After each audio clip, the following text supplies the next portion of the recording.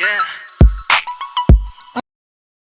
I think that even up until just a few years ago, we could never have imagined how our behavior would change with regard to using mobiles and tablets. I know that I will find it incredibly difficult to live without my mobile. I'm constantly looking at my phone to see if I've got any new message or update, and checking my apps to see what's new. I wouldn't say that I post my life online, not like some people I know, but I do like to keep up with what people are up to. Friends, family, and even other people I know but maybe haven't seen for years, like old school friends, and check out photos of what they look like now. In a way, I think it's quite funny that we are always worrying about teenagers and young people becoming obsessed with online communication. But if you ask me, we need to worry just as much about adults. At the office where I work, even when we have a break, nobody talks to each other unless they absolutely have to, which is a sorry state of affairs to say the least. Everyone's too busy checking their social networks and sending messages to have time to communicate face to face. People spend their lunchtime glued to their screen or barely glance up from their phone. Even during meetings, people can't resist subtly checking their phones. And what really irritates me is when you're trying to talk to someone and they are more interested in looking at their phone than paying attention to what you're saying, even though you're right in front of them. Pubbing, I think it's called.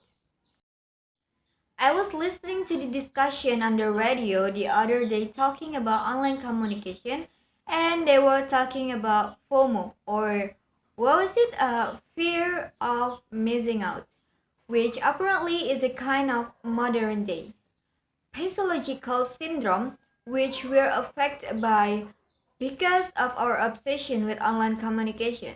Basically, they were saying that the reason why people feel that they have to be connected 24/7 and communicate everything they are doing and keep up with everything that other people we know are doing is down to this fear of missing out. We're worried that everyone is having more fun than us or doing something more exciting than us.